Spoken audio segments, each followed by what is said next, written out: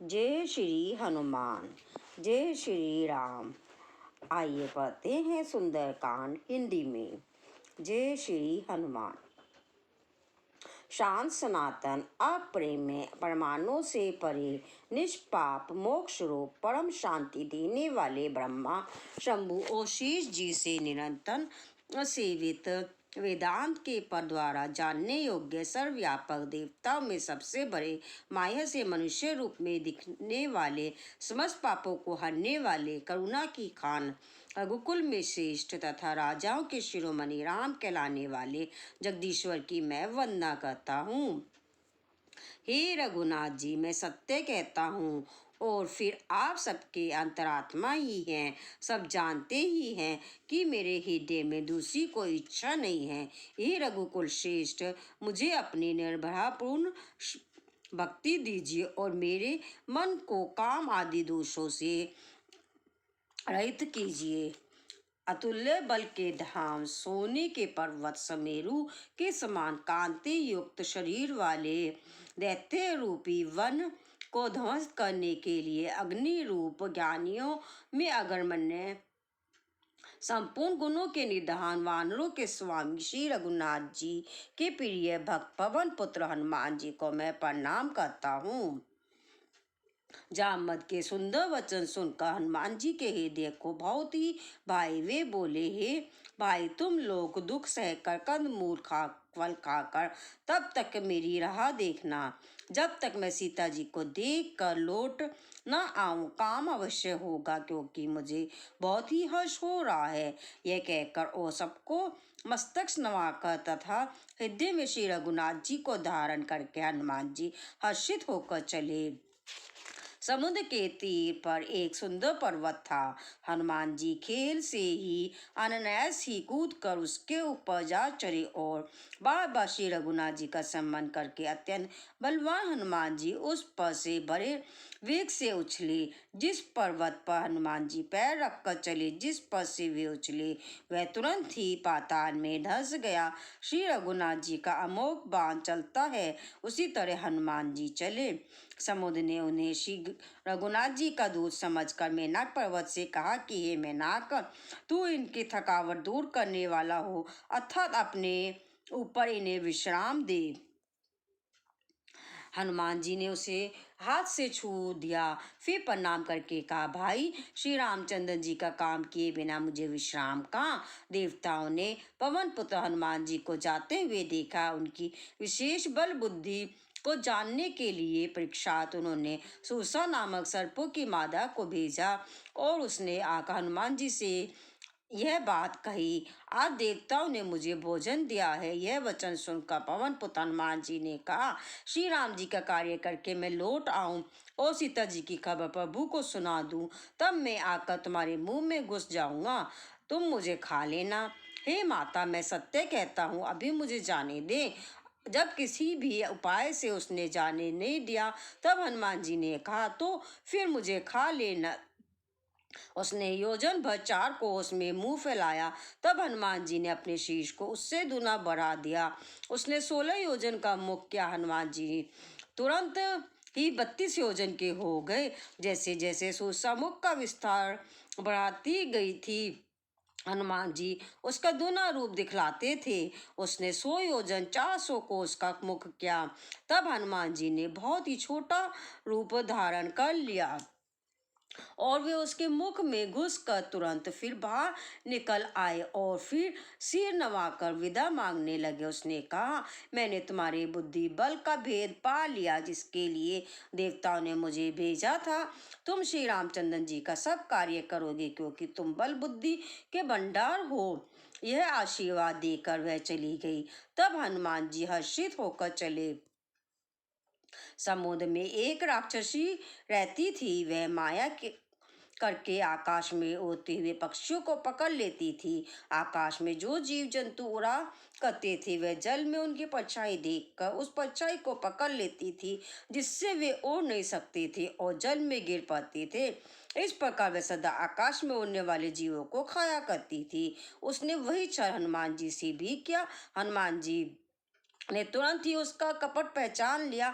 पवन पुत्र धीर बुद्धि और श्री हनुमान जी उसको मारकर समुद्र के पार गए। वहां लौट जाकर उन्होंने वन की शोभा देखी। मधु पुष्परस के लोभ से भौरे गुजर कर रहे थे। अनेकों प्रकार के वृक्ष फल फूल से शोभित हैं। पक्षी और पशुओं के समूह देख कर तो वो मन में बहुत ही प्रसन्न हुए। सामने एक विशाल पर्वत देख कर हनुमान जी भय त्याग कर उस पर दौड़कर जा चढ़े। शिव जी कहते हैं, हे उमा, इसमें वन माना हनुमान जी की कुछ बुराई नहीं है। वह यह प्रभु का प्रताप है जो काल को भी खा जाता है। पर्वत पर चढ़कर हनुमान उन्होंने लंका देखी। बहुत ही बड़ा किला है, कुछ कहा नहीं जाता। वह अत्यंत ऊंचा है, उसके चारों ओर समुद्र है। सोने के परकोटे चारी दीवारी का परम प्रकाश हो रहा है। विचार विचित्र बनियों से जरा हुआ सोने का परकोटा है। उसके अंदर बहुत से सुंदर सुंदर घर हैं, चौराहे बाजार सुंदर मार्ग और गलियां हैं। सुंदर नगर और बहुत प्रकार से सजा हुआ है। हाथी घोड़े खच्चरों के समूह तथा पैदल और रथों के समूह को कौन गिन रहता सकता है। अनेक रूपों के राक्षसों के दल हैं। उनकी अत्यंत बलवती सेना वर्णन करते नहीं बनती। वन बाग उपवन बगीचे फुलवारी तालाब कुएं और बवालियां सुशोभित है। मनुष्य नाग देवताओं और गंधर्वों की कन्याएं अपने सौंदर्य से मुनियों की भी मनों को मोह लेती हैं। कहीं पर्वत के समान विशाल शरीर वाले बड़े ही बलवान मल पहलवान गरज रहे हैं। वे अनेकों अखाड़ों में बहुत प्रकार से भिड़ते और एक दूसरे को ललकारते हैं। भयंकर शरीर वाले करोड़ों योद्धा यत्न करके बड़ी सावधानी से नगर की चारों दिशाओं में सब ओर रखवाली करते हैं। कहीं दुष्ट राक्षस भैंसों मनुष्य गायों गधों और बकरों को खा रहे हैं। तुलसीदास जी ने इनकी कथा इसीलिए कुछ थोड़ी सी कही है कि ये निश्चय ही श्री रामचंद्र जी के बाण रूपी तीर्थ में शरीर को त्याग कर परम गति को पावेंगे। नरक के बहुसंख्य रखवालों को देखकर हनुमान जी ने मन में विचार किया कि अत्यंत छोटा रूप धरूं और रात के समय नगर में प्रवेश करूं। हनुमान जी मच्छर के समान छोटा सा रूप धारण करके नर रूप से लीला करने वाले भगवान श्री रामचंद्र जी का सम्मान करके लंका को चले। लंका के द्वार पर लंकनी नाम की एक राक्षसी रहती थी। वह बोली, मेरा निरादर करके बिना मुझसे पूछे कहाँ चला जा रहा है। हे मूर्ख, तूने मेरा भेद नहीं जाना। जहाँ तक जितने चोर हैं वे सब मेरे आहार हैं। महाकपि हनुमान जी ने उसे एक घूसा मारा जिससे वह खून की उल्टी करती हुई पृथ्वी पर लुढ़क पड़ी। वह लंकनी फिर अपने आप को संभाल कर उठी और डर के मारे हाथ जोड़कर विनती करने लगी। वह बोली, रावण को जब ब्रह्मा जी ने वर दिया था तब चलते समय उन्होंने मुझे राक्षसों के विनाश की यह पहचान बता दी थी कि जब तू बंदर के मारने से व्याकुल हो जाए तो तू राक्षसों का संहार हुआ जान लेना। हे तात, मेरे बड़े पुण्य है कि जो मैं श्री रामचंद्र जी के दूत आपको नेत्रों से देख पाई। हे तात, स्वर्ग और मोक्ष के सब दुखों को तराजू के एक पलड़े में रखा जाए तो भी वे सब मिलकर दूसरे पलड़े पर रखे हुए उस सुख के बराबर नहीं हो सकते जो लव क्षण मात्र के सत्संग से होता है। अयोध्यापुरी के राजा श्री रघुनाथ जी को हृदय में रख के हुए नगर में प्रवेश करके सब काम कीजिए, उसके लिए विष अमृत हो जाता है। शत्रु मित्रता करने लगते हैं, समुद्र गाय के खुर के बराबर हो जाता है, अग्नि में शीतलता आ जाती है।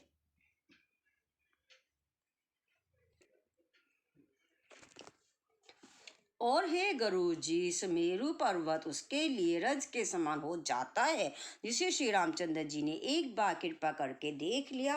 तब हनुमान जी ने बहुत ही छोटा रूप धारण किया और भगवान का सम्मान करके नगर में प्रवेश किया। उन्होंने एक एक पति महल की खोज की, जहाँ तहाँ असंख्य योद्धा देखे। फिर वे रावण के महल में गए। वे अत्यंत विचित्र था, जिसका वर्णन नहीं हो सकता। हनुमान जी ने उस रावण को शयन किए देखा, परंतु महल में जानकी जी को नहीं दिखाई दी। फिर एक सुंदर महल दिखाई दिया। वहां उसमें भगवान का एक अलग मंदिर बना हुआ था। वह महल श्री राम जी के आयुध धनुष बाण के चिन्हों से अंकित था। उसकी शोभा वर्णन नहीं की जा सकती। वहां नवीन नवीन तुलसी के वृक्ष समूह को देखकर कपिराज हनुमान जी हर्षित हुए।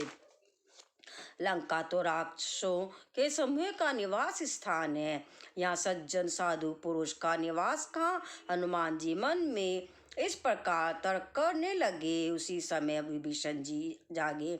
उन्होंने विभीषण ने राम नाम का समर उच्चारण किया। हनुमान जी ने उन्हें सज्जन जाना और हृदय में हर्षित हुए। हनुमान जी ने विचार किया कि इनसे हट करके अपनी ओर से परिचय करूंगा, क्योंकि साधु से कार्य की हानि नहीं होती, प्रत्युत लाभ ही होता है। ब्राह्मण का रूप धर कर हनुमान जी ने उन्हें वचन सुनाए। पुकारा सुनते ही विभीषण जी उठ कर वहां आए, प्रणाम करके कुशल पूछी और कहा कि हे ब्राह्मण देव, अपनी कथा समझा कर कहिए। क्या आप हरि भक्तों में से हैं? क्योंकि आपको देखकर मेरे हृदय में अत्यंत प्रेम उमड़ रहा है। अथवा क्या आप दिनों से प्रेम करने वाले इसमें श्री राम जी ही है, जो मुझे बड़भागी बनाने घर बैठे दर्शन देकर कृतार्थ करने आए हैं। तब हनुमान जी ने श्री रामचंद्र जी की सारी कथा कहकर अपना नाम बताया। सुनते ही दोनों के शरीर पुलकित हो गए और श्री राम जी के गुण समूह का सम्मान करके दोनों के मन प्रेम और आनंद में मगन हो गए। विभीषण जी ने कहा, हे पवन पुत्र, मेरी रहनी सुनो। मैं यहाँ वैसे ही रहता हूँ जैसे दांतों के बीच में बेचारी जीभ। हे तात, मुझे अनाथ जानकर सूर्यकुल के नाथ श्री रामचंद्र जी क्या कभी मुझ पर कृपा करेंगे?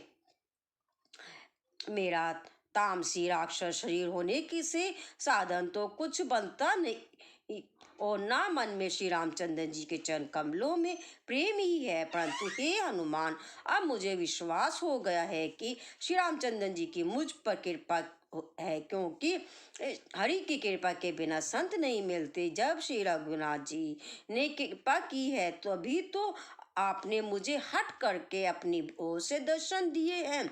हनुमान जी ने कहा, हे विभीषण, सुनिए, प्रभु की यही रीति है कि वे सेवक पर सदा ही प्रेम क्या करते हैं।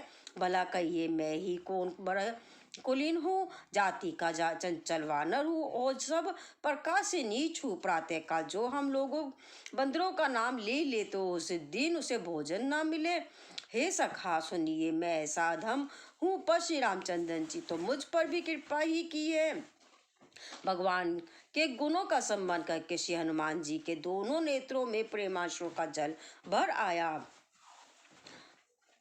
जो जानते हुए भी स्वामी श्री रघुनाथ जी को भुलाकर विषयों के पीछे भटकते फिरते हैं, वे दुखी क्यों ना हो। इस प्रकार श्री रामचंद्र जी के गुण समूह को कहते हुए उन्होंने अविचरणीय प्रेम शांति प्राप्त की।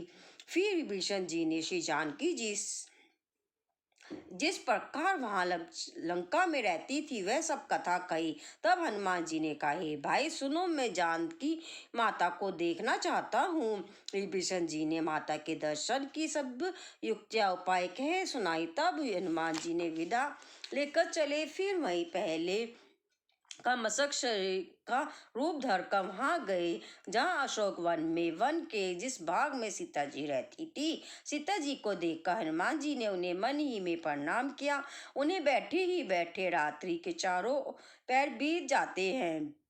शरीर दुबला हो गया है, सिर पर जटाओं की एक वे नीलठ है। हृदय में श्री रघुनाथ जी के गुण समूह का जाप सम्मान करती रहती हैं। श्री जानकी जी ने नेत्रों को अपने चरणों में लगाए हुए हैं, नीचे की ओर देख रही हैं और मन में श्री रामचंद्र जी के चरण कमलों में लीन है। जानकी जी को दीन दुखी देख कर पवन पुत्र हनुमान जी बहुत ही दुखी हुए।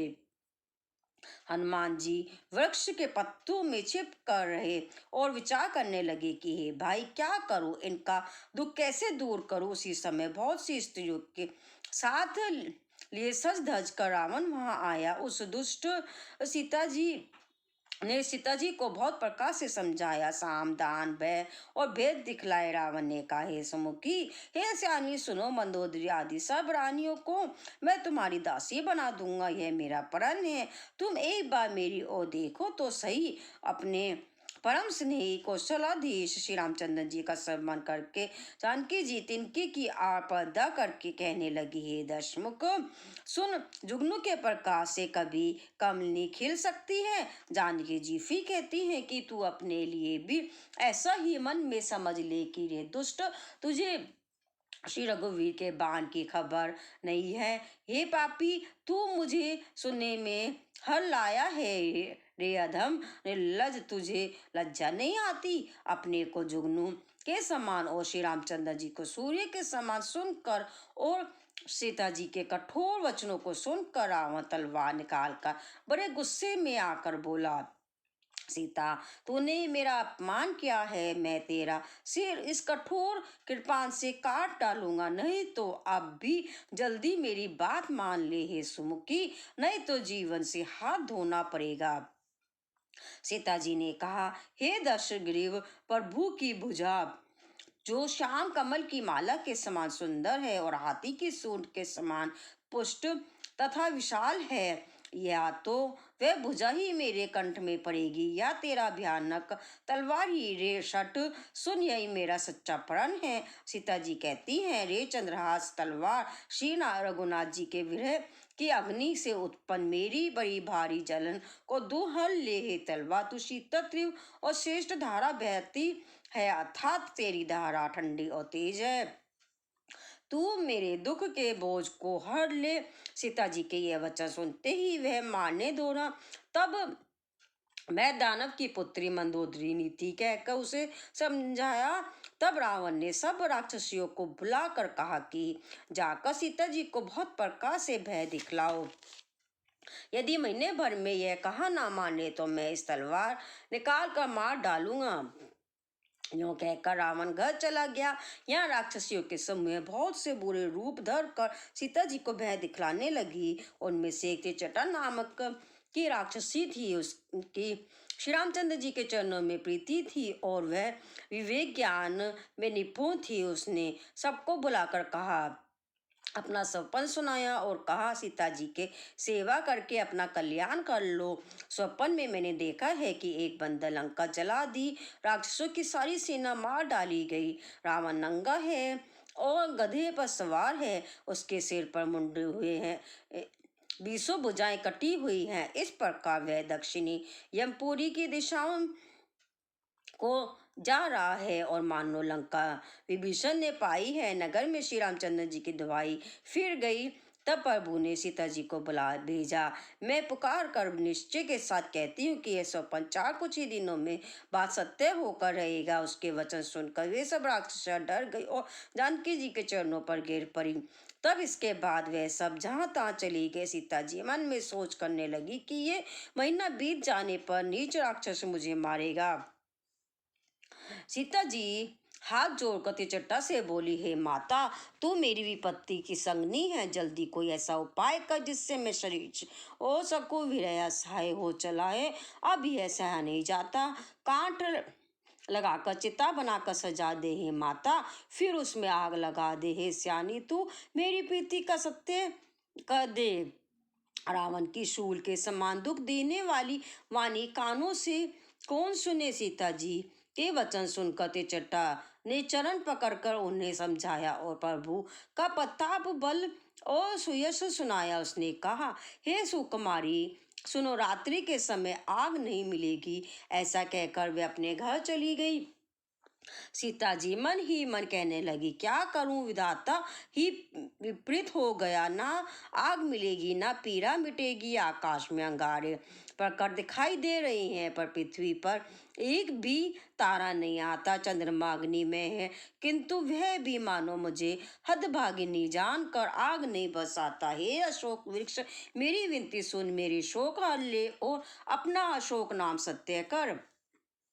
चंद्रमा अग्नि में है, किंतु वह भी मानो मुझे हतभागिनी जानकर आग नहीं बरसाता। हे अशोक वृक्ष, मेरी विनती सुन, मेरा शोक हर ले और अपना अशोक नाम सत्य कर। तेरे नए नए कोमल पत्ते अग्नि के समान है। अग्नि देव विरह रोग का अंत मत कर, अर्थात विरह रोग को बढ़ाकर सीमा तक न पहुंचा। सीता जी को विरह से परम व्याकुल देख कर वैश्वानर हनुमान जी को कल्प के समान बीता। तब हनुमान जी ने हृदय में विचार कर सीता जी के सामने अंगूठी डाल दी। मानो अशोक ने अंगारा दे दिया। यह समझकर सीता जी ने हर्षित होकर उठकर उसे हाथ में ले लिया। तब उन्होंने राम नाम से अंकित अत्यंत सुंदर मनोहर अंगूठी देखी। अंगूठी को पहचान कर सीता जी को आश्चर्यचकित देख होकर उसे देखने लगी और हर्ष तथा विषाद से हृदय में अकुला उठी। वे सोचने लगी, श्री रघुनाथ जी तो सर्वथा अजय है, उन्हें कौन जीत सकता है। और माया से, ऐसी माया के उपदान से सर्वथा रहित दिव्य चिन्ह में अंगूठी बनाई नहीं जा सकती। सीता जी ने मन में अनेक प्रकार के विचार कर रही थी कि इसी समय हनुमान जी मधुर वचन बोले। वे श्री रामचंद्र जी के गुणों का वर्णन करने लगे, जिनके सुनते ही सीता जी का दुख भाग गया। वे कान और मन लगाकर उन्हें सुनने लगे। हनुमान जी ने आदि से लेकर सारी कथा कह सुनाई। सीता जी बोली, जिसने कानों के लिए अमृत में यह सुंदर कथा कही, वे हे भाई प्रकट क्यों नहीं होता। तब हनुमान जी पास चले गए। उन्हें देखकर सीता जी फिर कर मुख फेर कर बैठ गई। उनके मन में आश्चर्य हुआ।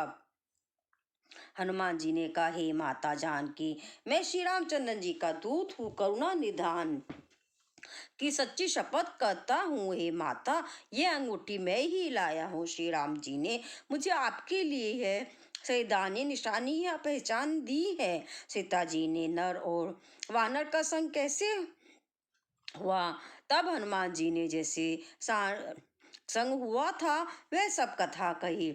हनुमान जी के प्रेम युक्त वचन सुनकर सीता जी के मन में विश्वास उत्पन्न हो गया और उन्होंने जान लिया कि है मन वचन और कर्म से कृपा सागर श्री रघुनाथ जी का दास है। भगवान का जन सेवक जानकर अत्यंत गाढ़ी प्रीति हो गई।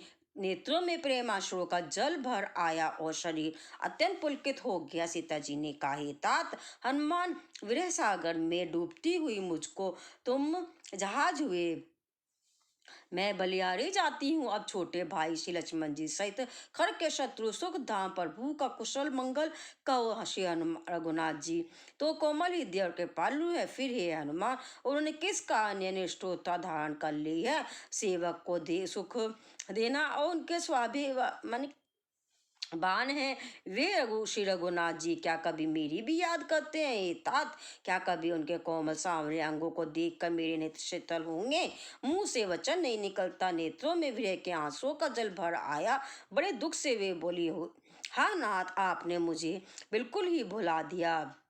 सीता जी को विरह से परम व्याकुल देखकर हनुमान जी कोमल और विनीत वचन बोले, हे माता सुंदर कृपा के धाम प्रभु भाई लक्ष्मण जी के सहित शरीर से कुशल हैं, परंतु आपके सुखों से दुखी है। हे माता, मन में गलानी न मानिए, मन छोटा करके दुख न करिए।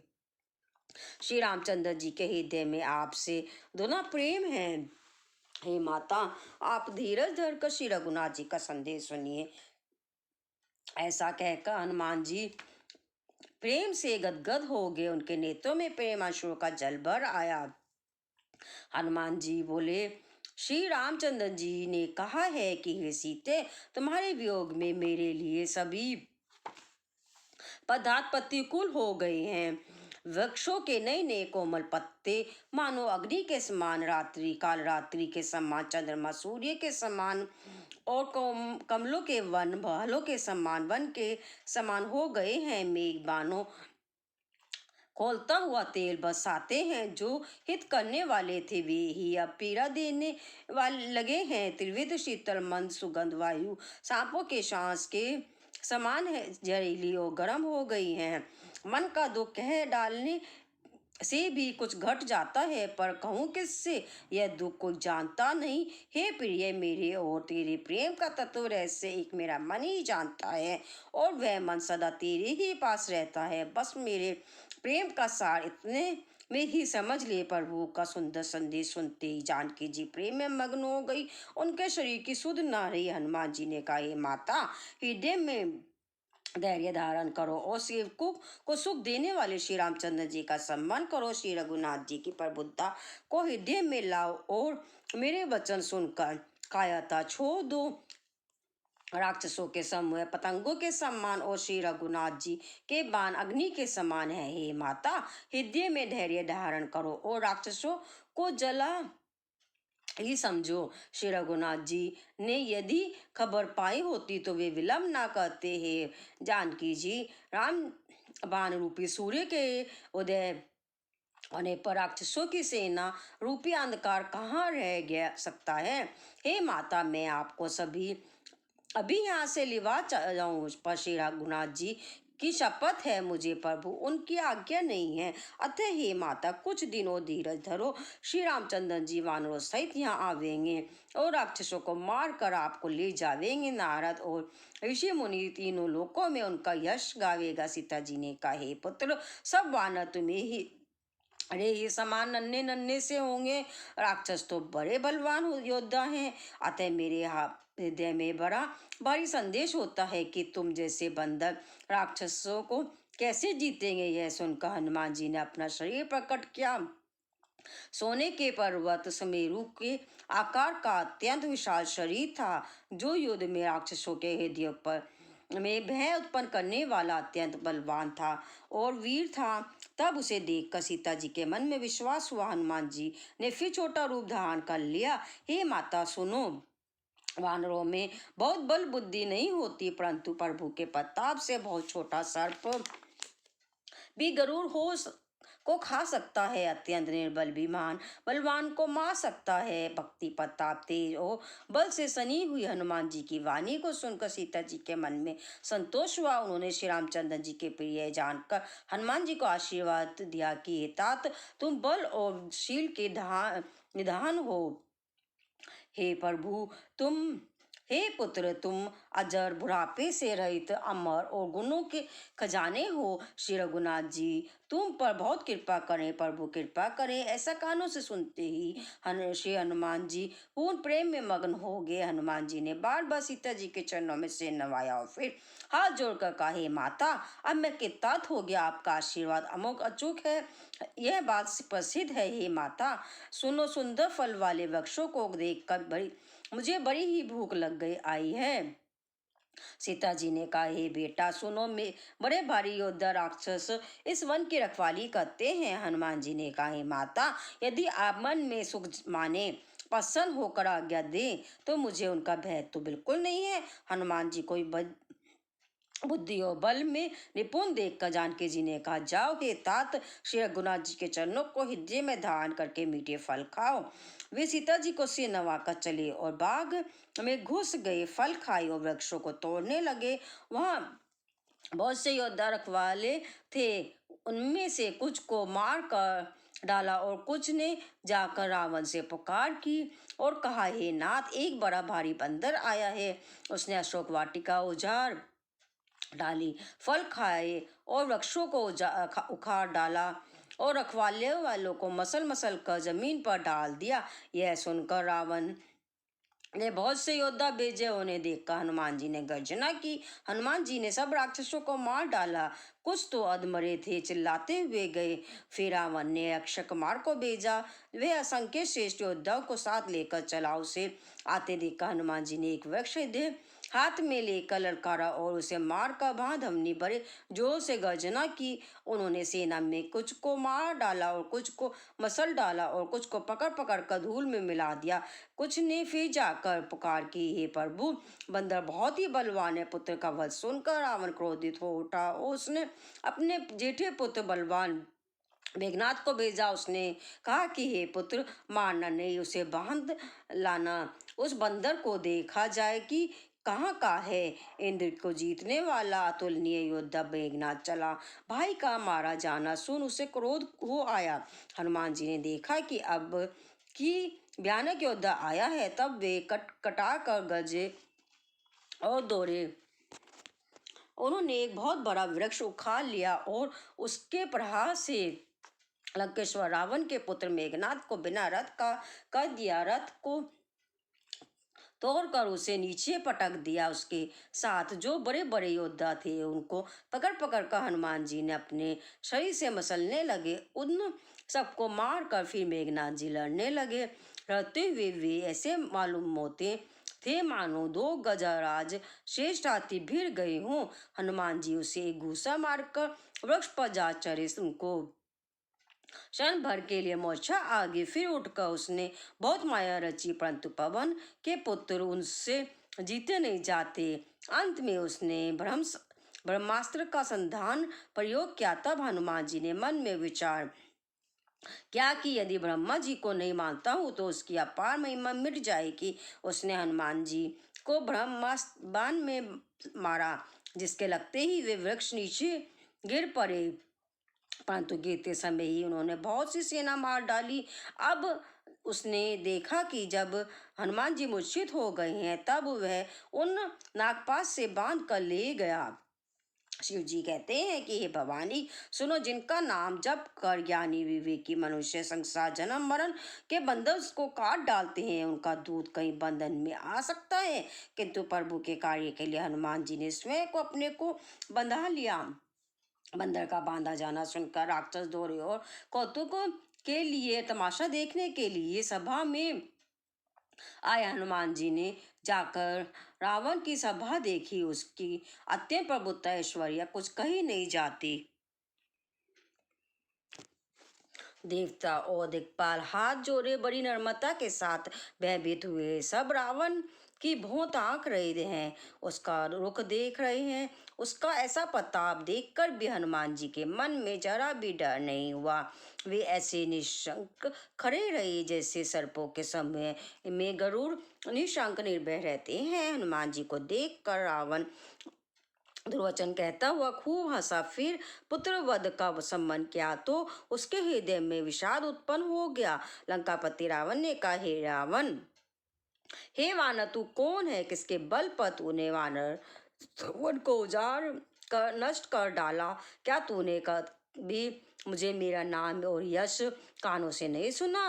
रे शठ, मैं तुझे अत्यंत निशंक देख रहा हूँ। तूने किस अपराध से राक्षसों को मारा? हे मुख, बता, क्या तुझे प्राण जाने का भय नहीं है? हनुमान जी ने कहा, हे रावण सुन, जिनका बल पाकर माया संपूर्ण ब्राह्मणों के समूह की रचना करती है, जिनके बल से दश शेष ब्रह्मा विष्णु महेश कर्म से सृष्टि का सज्जन पालन और संहार करते हैं, जिनके बल से सहस्त्र मुख फनु वाले शेष जी पर्वत और वन सहित समस्त ब्राह्मण को सिर पर धारण करते हैं, जो देवताओं की रक्षा के लिए नाना प्रकार के देह धारण करते हैं, और जो तुम्हारे जैसे मूर्खों को शिक्षा देने वाले हैं, जिन्होंने शिव जी के कठोर धनुष को तोड़ डाला और उसी के साथ राजाओं के समूह का गर्भचूर्ण कर दिया, जिन्होंने खरदूषण तीसरा और बाली को मार डाला, जो सब के सब अतुलनीय बलवान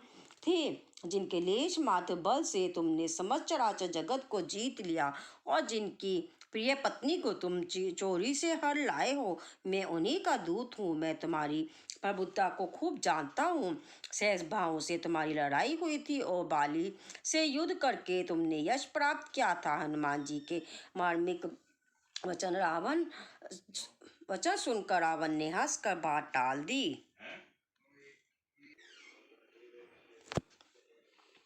हे राक्षसों के स्वामी, मुझे भूख लगी थी, इसीलिए मैंने फल खाए और वानर स्वभाव के कारण वृक्ष तोड़े। हे निशाचरों के मालिक, देह सबको परम प्रिय है। कुमार्ग पर चलने वाले दुष्ट राक्षस सब मुझे मारने लगे। तब जिन्होंने मुझे मारा उनको मैंने भी मारा। उस पर तुम्हारे पुत्र ने मुझको बांध लिया, किंतु मुझे अपने बांधे जाने की कुछ भी लज्जा नहीं है। मैं तुम्हें अपनी प्रभु का कार्य क्या चाहता हूँ? हे रावण, मैं हाथ जोड़कर तुमसे विनती करता हूँ, तुम अभिमान छोड़कर मेरी सीख सुनो। तुम अपने पुत्र पवित्र कुल का विचार करके देखो। भ्रम को छोड़कर भक्त भयहारी भगवान को भजो। जो देवता, राक्षस और समस्त चराचर को खा सक जाता है, वह काल भी जिनके डर से अत्यंत डर जाता है। उनको उनसे कदापि वैर ना करो और मेरे कहने से जानकी जी को दे दो। खड्ग के शत्रु श्री रघुनाथ जी शरणागत के रक्षक और दया के समुद्र है। शरण जाने पर प्रभु तुम्हारा अपराध भुलाकर तुम्हें अपनी शरण में रख लेंगे। तुम श्री रामचंद्र जी के चरण कमलों को हृदय में धारण करो और लंका का अचल राज्य करो। ऋषि पुलक का यश निर्मल और चंद्रमा के समान है, उस चंद्रमा में तुम कलंक ना बनो। राम नाम के बिना वाणी शोभा नहीं पाती। मद मोह को छोड़ विचार कर देखो, हे देवताओं के शत्रु सब गहनों से सजी हुई सुंदर पत स्त्री भी कपड़ों के बिना नंगी शोभा नहीं पाती। राम विमुख पुरुष की संपत्ति और प्रबुद्धता रहित हुई भी चली जाती है और उसका पाना ना पाने के समान है। जिन नदियों के मूल में कोई जल स्रोत नहीं है अर्थात जिन्हें केवल बरसात का ही आसरा है, वे वर्षा बीत जाने पर फिर तुरंत ही सूख जाती है। हे रावण सुनो, मैं प्रतिज्ञा करके कहता हूँ कि राम विमुख की रक्षा करने वाले का कोई भी नहीं है। हजारों शंकर विष्णु और ब्रह्मा भी श्री रामचंद्र जी के साथ द्रोह करने वाले तुमको नहीं बचा सकते। मोह ही जिसका मूल है, ही ऐसी अज्ञान जनित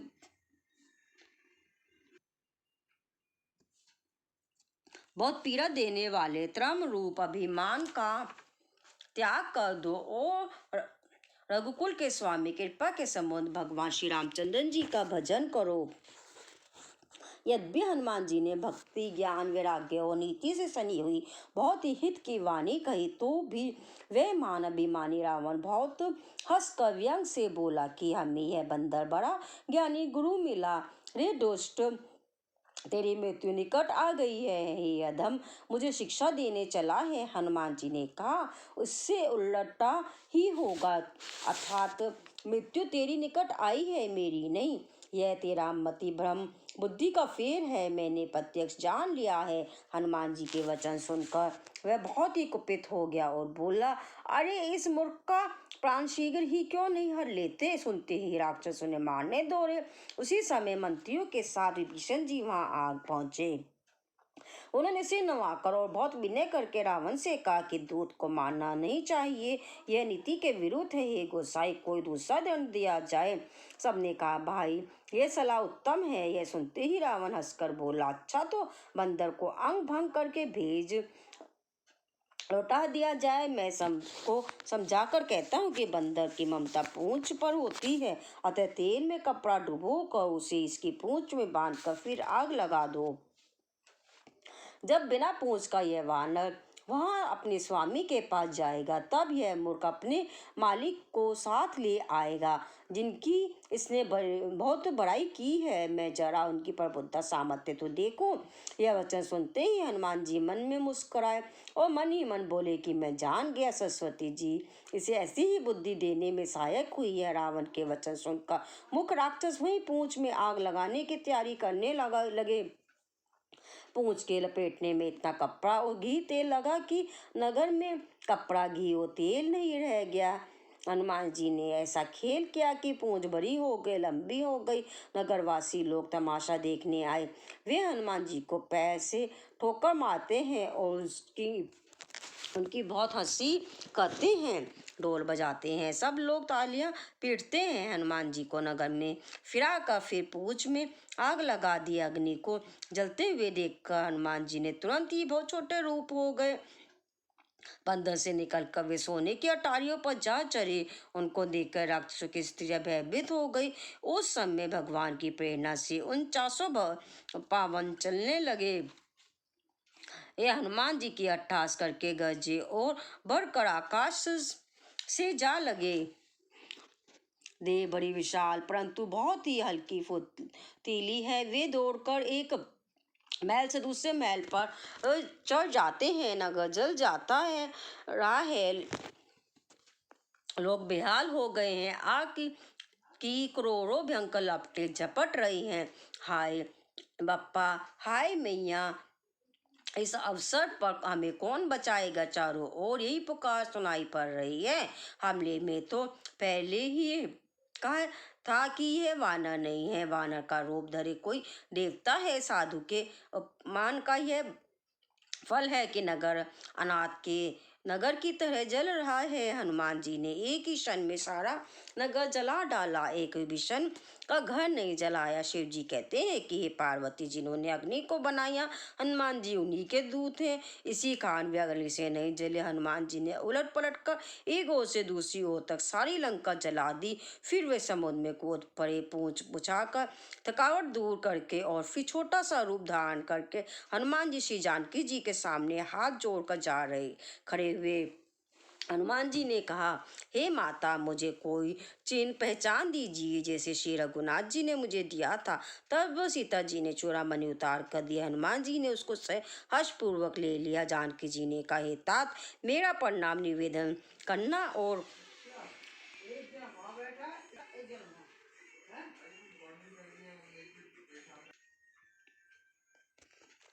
और इस प्रकार कहना, हे प्रभु, यद्यपि आप सब प्रकार से पूर्ण काम है, आपको किसी प्रकार की कामना नहीं है, तथापि तीनों दुखियों पर दया करना आपका विरध है और मैं दीन हूँ। अतः इस विरध को याद करके हे नाथ, मेरी भारी संकटों को दूर कीजिए। हे तात, इंद्रपुत्र जयंत की कथा घटना सुनाना और प्रभु उनके पान का प्रताप समझाना, संबंध कराना। यदि महीने भर में नाथ ना आए तो फिर मुझे जीत ही ना पाएंगे। हे हनुमान, कहो मैं किस प्रकार प्राण रखूं।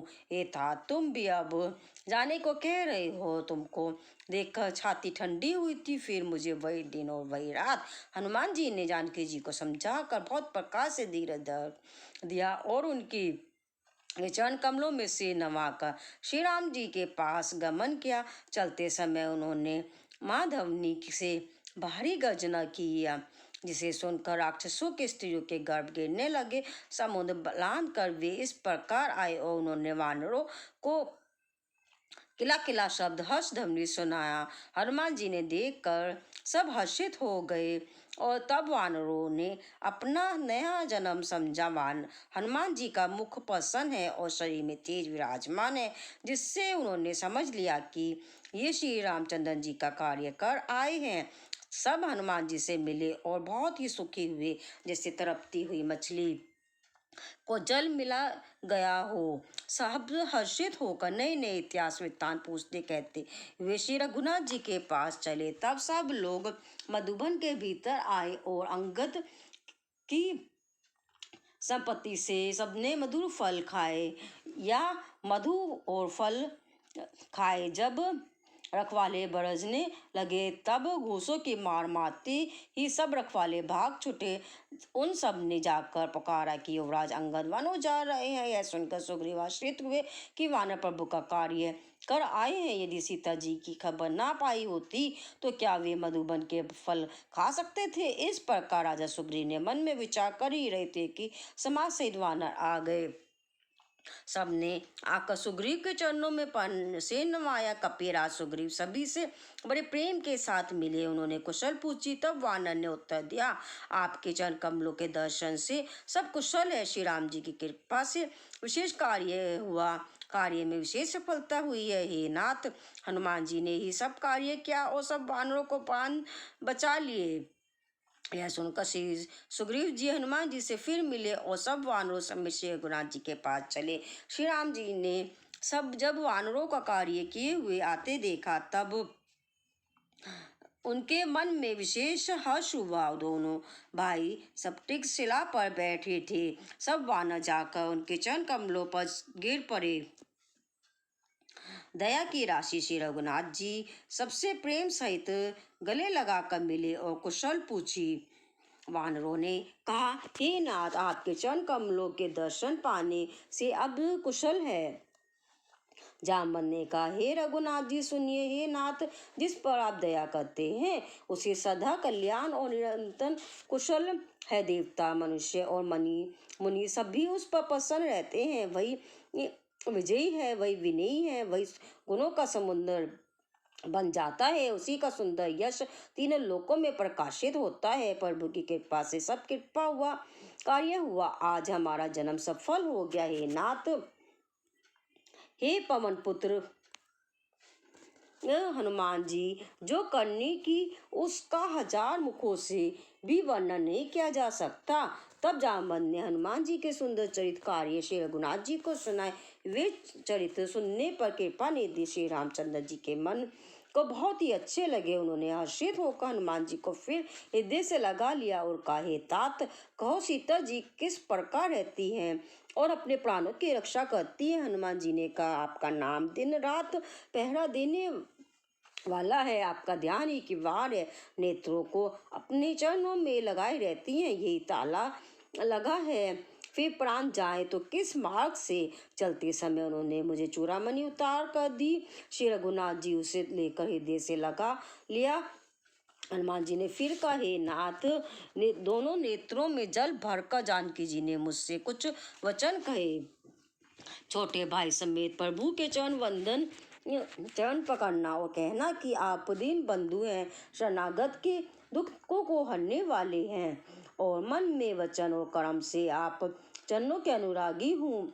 फिर स्वामी, आपने मुझे किस अपराध से त्याग दिया? हाँ, एक दोष मैं अपना अवश्य मानती हूँ कि आपका वियोग होते ही मेरे प्राण नहीं चले गए, किंतु हे नाथ, यह तो मेरे नेत्रों का अपराध है जो प्राणों के निकलने में हठ पूर्वक बाधा देते हैं। विरह अग्नि है, शरीर रूई के है और श्वास पवन है। इस प्रकार अग्नि और पवन का संयोग होने से यह शरीर क्षण मात्र में जल सकता है, परंतु ने अतः अपने हित के लिए प्रभु का स्वरूप देखकर सुखी होने के लिए जल आंसू बरसाते हैं, जिससे विरह की आग से ही दे जलने लग नहीं पाती। सीता जी की विपत्ति बहुत बड़ी है, ये दीन दयालु वे बिना कहीं ही अच्छी है, कहने से आपको बड़ा क्लेश होगा। हे करुणा निधान, उनका एक एक पल कल्प के समान बीतता है। अंत है, हे प्रभु, तुरंत चलिए और अपनी भुजाओं के बल से दुष्टों के दल को जीत कर सीता जी को ले आइए। सीता जी का दुख सुनकर सुख के धाम प्रभु की कमल नेत्रों में जल भर आया और वे बोले, मन वचन और शरीर से जिसे मेरी ही गति, मेरा ही आश्रय है, उसे क्या स्वप्न में भी विपत्ति आ सकती है? हनुमान जी ने कहा, हे प्रभु, विपत्ति तो वही तभी है जब आपका भजन समर्थ ना हो। हे प्रभु, राक्षसों की बात ही कितनी है, आप शत्रु को जीत कर जानकी जी को ले आवेंगे। भगवान कहने लगे, हे हनुमान, सुन, तेरे समान मेरा उपकारी देवता मनुष्य अथवा मनुनी कोई भी शरीरधारी नहीं है। मैं तेरा पतिव्रत बदले में उपकार तो क्या करूं, मेरा मन भी तेरे सामने नहीं हो सकता। हे पुत्र सुन, मैंने मन में खूब विचार करके देख लिया है कि तुझसे उदन नहीं हो सकता। देवताओं के रक्षक प्रभु बार बार हनुमान जी को देख रहे हैं, नेत्रों में प्रेमांशों का जल भरा है और शरीर अत्यंत पुलकित है। प्रभु के वचन सुनकर उनके प्रसन्न मुख तथा पुलकित अंगों को देखकर हनुमान जी हर्षित हो गए और प्रेम में विकल होकर, हे भगवान, मेरी रक्षा करो कहते हुए श्री रामचंद्र जी के चरणों में गिर पड़े। प्रभु उनके बार बार उठाना चाहते हैं, परंतु प्रेम में डूबे हुए हनुमान जी उनके चरणों को उठाना सुहाता नहीं। प्रभु आकर कमल हनुमान जी के सिर पर है, उस स्थिति का सम्मान करके शिव जी प्रेम मग्न हो गए। फिर मन को सावधान करके शंकर जी अत्यंत सुंदर तथा कथा कहने लगे। हनुमान जी को उठाकर प्रभु ने हृदय से लगाया और हाथ पकड़ कर अत्यंत निकट बैठा लिया। हे हनुमान, बताओ तो रावण के द्वारा सुरक्षित लंका और उसके बड़े बांके किले को तुमने किस तरह जलाया? हनुमान जी ने प्रभु को प्रसन्न जाना और वे अभिमान सहित वचन बोले, बंदर का बस यही बड़ा पुरुषार्थ है कि वह एक डाल से दूसरे डाल पर चला जाता है। मैंने तो समुद्र लांग कर सोने का नगर जलाया है और राक्षस का गण को मारकर अशोक वन को उजाड़ डाला। यह सब तो हे रघुनाथ जी आप ही का प्रताप है। हे नाथ, इसमें मेरी प्रभुता बड़ाई कुछ भी नहीं है। हे प्रभु, जिस पर आप प्रसन्न हो उसके लिए कुछ भी कठिन नहीं है। आपके प्रभाव से कोई जो स्वयं बहुत जल्दी जल जाने वाली वस्तु है, वानर को निश्चय ही जला सकती है, अर्थात असंभव को भी संभव हो सकता है। हे नाथ, मुझे अत्यंत सुख देने वाली अपनी निश्चल भक्ति कृपा करके दीजिए। हनुमान जी की अत्यंत सरल वाणी सुनकर हे भवानी, तब प्रभु श्री रामचंद्र जी ने ए मस्तु ऐसा ही हो कहा। हे उमा, जिसने श्री रामचंद्र जी का स्वभाव जान लिया, उसे भजन छोड़कर दूसरी बात ही नहीं स्वाती है। स्वामी सेवक का संवाद जिसके हृदय में आ गया, वह श्री रघुनाथ जी के चरणों की भक्ति पा गया। प्रभु के वचन सुनकर वानरगण कहने लगे, कृपालु आनंद कंद श्री रामचंद्र जी की जय हो, जय हो। तब श्री रघुनाथ जी ने कपीराज सुग्रीव जी को बुलाया और कहा, चलने की तैयारी करो, अब विलंब किस कारण किया जाए, वानरों को तुरंत आज्ञा दो। भगवान की यह लीला रावण वध की तैयारी देखकर बहुत से फूल बरसा कर और हर्षित होकर देवता आकाश से अपने अपने लोक को चले। वानरराज सुग्रीव ने शीघ्र ही वानरों को बुलाया। सेनापति के समूह आ गए। वानर पर भालुओं के झुंड अनेकों रंगों के हैं और उनमें अतुलनीय बल है। हे प्रभु के चरण कमलों में सिर नवाते हैं। महान बलवान रीछ और वानर गरज रहे हैं। श्री राम जी ने वानरों की सारी सेना देखी। तब कमल नेत्रों से कृपा पूर्वक उनकी ओर दृष्टि डाली। राम कृपा का बल पाकर श्रेष्ठ वानर मानो पंख वाले बड़े पर्वत हो गए। तब श्री रामचंद्र जी ने आश्रित होकर पश्चात कूच किया। उनके सुंदर और शुभ सगुन हुए, जिनकी कीर्ति सब मंगलों से पूर्ण है। उनके प्रस्थान के समय शगुन होना यह नीति है कि लीला की मर्यादा है। प्रभु का प्रस्थान जानकी जी को भी जान लिया। उनके बाएं अंग फरक फरक कर मानो कह देते हैं कि श्री रामचंद्र जी आ रहे हैं। जानकी जी को जो जो शगुन होते हैं वही वही रावण के लिए अपशगुन होते हैं। सेना चली, उसका वर्णन कौन कर सकता है। असंख्य वानर और भालू गर्जना कर रहे हैं। नक ही जिनके शस्त्र हैं, ये वे इच्छा अनुसार सर्वदा बेरोक टोक चलने वाले रीछ वानर पर्वतों और वृक्षों को धारण किए कोई आकाश मार्ग से और कोई पृथ्वी पर चले जा रहे हैं। वे सिंह के समान गर्जना कर रहे हैं और उनके चलने और गर्जना से दिशाओं के हाथी विचलित होकर चिंगार कर रहे हैं। दिशाओं के हाथी चिंगारने लगे, पृथ्वी डोलने लगी, पर्वत चंचल हो गए, कांपने लगे और समुद्र खलबला उठे। गंधर्व देवता मुनि नाग के न सब के सब मन में हर्षित हुए कि अब हमारे दुख टल गए। अनेकों करोड़ भयानक वानर योद्धा एक कटक कटा रहे हैं और करोड़ों ही दौड़ रहे हैं। पर बल प्रताप कौशलनाथ श्री रामचंद्र जी की जय हो, ऐसा पुकारते हुए वे उनके गुण समय को गा रहे हैं। उदार परम श्रेष्ठ एक महान सरप्राश्रेष्ठ जी भी सेना का बोझ नहीं सह सकते। वे बार बार मोहित हो जाते हैं, घबरा जाते हैं और पुनः पुनः कच्छप की कठोर पीठ को दांतों से पकड़ते हैं। ऐसा करते हैं अर्थात बार बार दांतों को गड़ा कर कच्छप की पीठ पर लकीर ही सी खींचते हुए वे सब कैसे शोभा दे रहे हैं, मानो श्री रामचंद्र जी के सुंदर प्रस्थान यात्रा को परम सुहावनी जानकर उसकी अचल प्रवृत्त कथा को सरप्राश्रेष्ठ जी कच्छप की पीठ पर लिख रहे हों। इस प्रकार कृपा निधान श्री रामचंद्र जी समुद्र तट पर जा उतरी। अनेकों रीछ वानर भी जहाँ तहाँ फल खाने लगे। वहां लंका में सबने हनुमान जी को लंका को जला कर गए। तब से राक्षस भयभीत रहने लगे। अपने अपने घरों में सब विचार करते हैं कि अब राक्षस कुल की रक्षा का कोई उपाय नहीं है। जिसके दूध का बल वर्णन नहीं किया जा सकता, उसके स्वयं नगर में आने पर कौन भलाई है। हम लोगों की बड़ी बुरी दशा होगी। दूतियों से नगरवासियों के वचन सुनकर मंदोदरी बहुत ही व्याकुल हो गई। वह एकांत में हाथ जोड़कर पति रावण के चरणों लगी और नीति रस में पगी हुई वाणी बोली, हे प्रियतम, श्री हरि से विरोध छोड़ दीजिए और मेरे कहने को अत्यंत ही हित कर जानकर हृदय में धारण कीजिए। जिनके दूध की करनी का विचार करते ही सम्मान आते ही राक्षसों की स्त्रियों के गर्भ गिर जाते हैं। हे प्यारे स्वामी, यदि भला चाहते हैं तो अपने मंत्री को बुलाकर उसके साथ उनकी स्त्री को भेज दीजिए। सीता जी आपके कुल रूपी कमल के वन को दुख देने वाली जोरे जाड़े की रात्रि के समान आई है। हे नाथ, सुनिए, सीता जी के दिए लौटाए बिना शंभु और ब्रह्मा के किए भी आपका भला नहीं हो सकता। श्री राम जी के बाण सर्पों के समूह के समान और राक्षसों के समूह मेंढक के समान जब तक वे इन्हें ग्रस नहीं लेते, निगल नहीं जाते, तब तक हट छोड़कर उपाय कर लीजिए।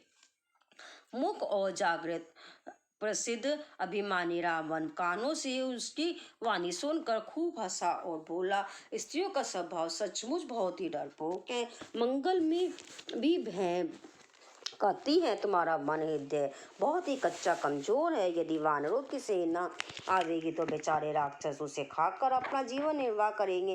लोकपाल भी जिसके डर से कांपते हैं, उसकी स्त्री डरती है। यह बड़ी हंसी की बात है। रावण ने ऐसा कहकर हंसकर उसके हृदय से लगा लिया और ममता बढ़ाकर अधिक स्नेह दर्शाकर वह सभा में चला गया। मंदोदरी हृदय में चिंता करने लगी कि पति इस पर विधाता प्रतिकूल हो गए हैं। जो ही वह सभा में जाकर बैठा, उसने ऐसी खबर पाई कि शत्रु की सेना समुद्र के उस पार आ गई है। उसने मंत्रियों से पूछा कि उचित सलाह दीजिए, अब क्या करना चाहिए। तब वे सब हंसने और बोले, चुप किए अरे ये इसमें सलाह की कौन सी बात है।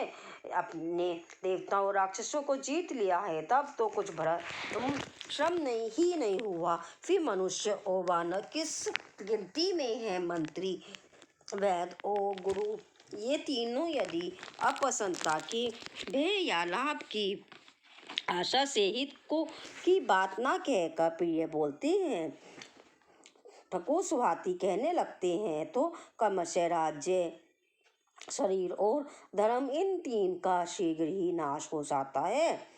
रावण के लिए भी है वही सहायता संयोग आ बनी है। मंत्री उसे सुना सुना कर मुंह पर स्तुति करते हैं। इसी पर अवसर जानकर विभीषण जी आए। उन्होंने बड़े भाई के चरणों में सिर नवाया। फिर वे सिर नवा कर अपने आसन पर बैठ गए और आज्ञा पाकर ये वचन बोले, हे कृपालु, जब आपने मुझसे बात राय पूछी ही है तो हे तात, मैं अपनी बुद्धि के अनुसार आपके हित की बात कहता हूँ।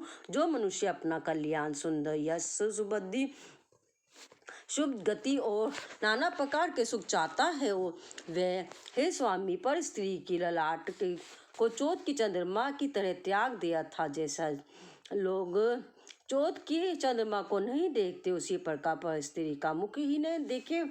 14 भवनों का एक ही स्वामी हो, वह भी जीवों से वैर करके ठहर नहीं सकता, नष्ट हो जाता है।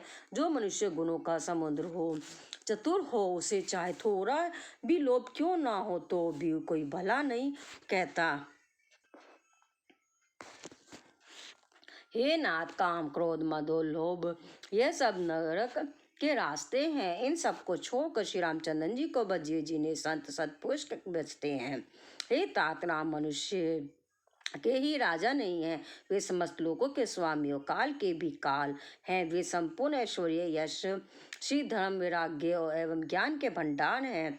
भगवान हैं वे निरामय, विकार रहित, जन्म व्यापक, अजय, अनादि और अनंत ब्रह्म है। उन कृपा के समुद्र भगवान ने पृथ्वी, ब्राह्मण, गो और देवताओं का हित करने के लिए ही मनुष्य शरीर धारण किया है।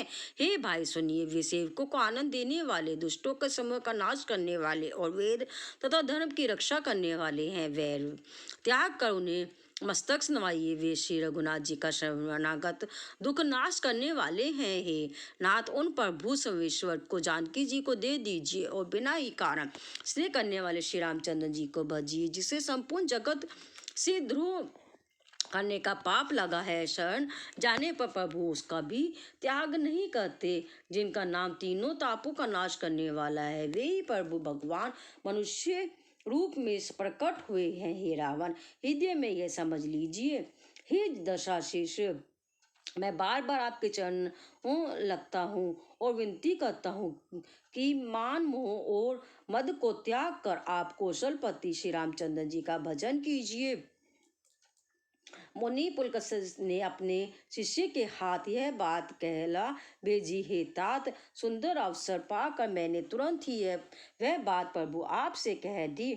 माल्यवान नाम का एक बहुत ही बुद्धिमान मंत्री था। उसने उन विभीषण के वचन सुनकर बहुत सुख माना और कहा, हे तात, आपके छोटे भाई नीति विभूषण नीति के भूषण रूप में धारण करने वाले अथा नीतिमान हैं। विभीषण जी जो कह रहे हैं उसे हृदय में धारण कर लीजिए।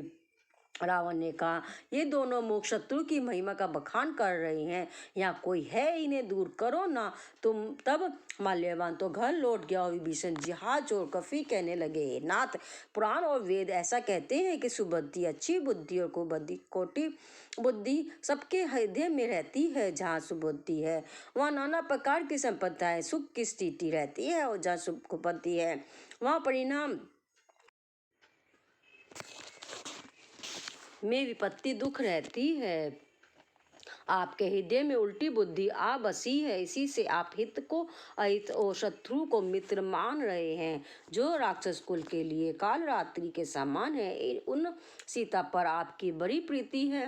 हे तात, मैं चरण पकड़ कर आपसे भीख मांगता हूँ, विनती करता हूँ कि आप मेरा दुलार रखिए। मुझ बालक के आग्रह को स्नेह पूर्वक स्वीकार कीजिए। श्री रामचंद्र जी को सीता जी दे दीजिए, जिसमें आपका अहित ना हो।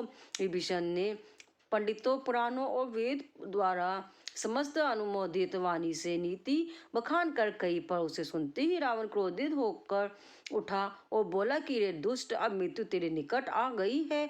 अरे मूर्ख, तू जीता तो है सदा मेरा जिलाया हुआ, अर्थात मेरे ही अंश से पल रहा है, पर हे मूढ़ पक्ष, तू शत्रु का ही अच्छा लगता है। अरे दुष्ट, बता ना, जगत में सब कौन है जिसे मैंने अपनी भुजाओं के बल से ना जीता हो। मेरे नगर में रहकर प्रेम करता है तपस्वियों पर, मुझे मूर्ख उन्हीं से जा मिल और उन्हीं को नीति बता। ऐसा कहकर रावण ने उन्हें लात मारी, परंतु छोटे भाई विभीषण ने मारने पर भी बार बार उसके चरण ही पकड़े। शिव जी कहते हैं, हे उमा, संत का यही बड़ाई महिमा है कि वे बुराई करने पर भी बुराई करने वाले की भलाई करते हैं। विभीषण जी ने कहा, आप मेरे पिता के समान हैं, मुझे मारा सो तो अच्छा ही किया, परंतु हे नाथ, आपका भला श्री राम जी के भजन में ही है। इतना कहकर विभीषण अपने मंत्रियों को साथ लेकर आकाश मार्ग में गए और सबको सुनाकर वे ऐसा कहने लगे, श्री रामचंद्र जी सत्य संकल्प एवं सर्वसम्मत प्रभु हैं, और हे रावण, तुम्हारी सभा काल के वश है, अतः मैं अब रघुकुल के वीर की ही शरण जाता हूँ, मुझे दोष ना देना। ऐसा कहकर विभीषण जी ज्यों ही चले त्यों ही सब राक्षस आयुहीन हो गए, उनकी मृत्यु निश्चित हो गई। शिव जी कहते हैं, ये भवानी, साधु का अपमान तुरंत ही संपूर्ण कल्याण की हानि नाश कर देता है। रावण ने जिस क्षण विभीषण जी को त्यागा, उसी क्षण का वह भागा वैभव ऐश्वर्य से हीन हो गया। विभीषण जी हर्षित होकर मन में अनेकों मनोरथ करते हुए श्री रघुनाथ जी के पास चले। वे सोचते जाते थे कि मैं जाकर भगवान के कर कमलों को कोमल और लाल वर्ण की सुंदर चरण कमलों के दर्शन करूंगा, और जो सेवकों को सुख देने वाले हैं, जिन चरणों का स्पर्श पाकर ऋषि पत्नी अहिल्या तर गई, और जो दंडवत को पवित्र करने वाले हैं, जिन चरणों को जानकी जी ने हृदय में धारण कर रखा है, जो कपट मूर्ख के साथ पृथ्वी पर उसे पकड़ने को दौड़े थे, और जो चरण कमल साक्षात शिव जी के हृदय रूपी सरोवर में विराजते हैं। मेरा भाग्य है कि उन्हीं को मैं देखूंगा।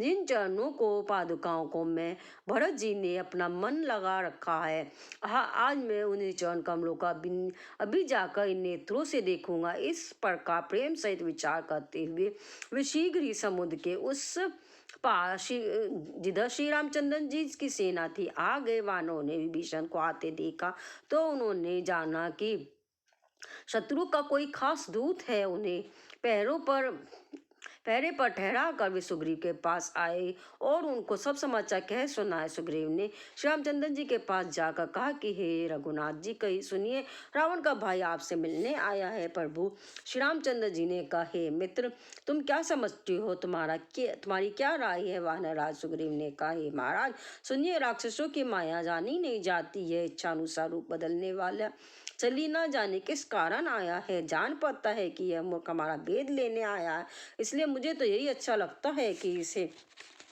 बांध रखा जाए। श्री राम जी ने कहा, हे मित्र, तुमने नीति तो अच्छी विचारी, परंतु मेरा प्रण तो है कि शरणागत को भय को हर लेना।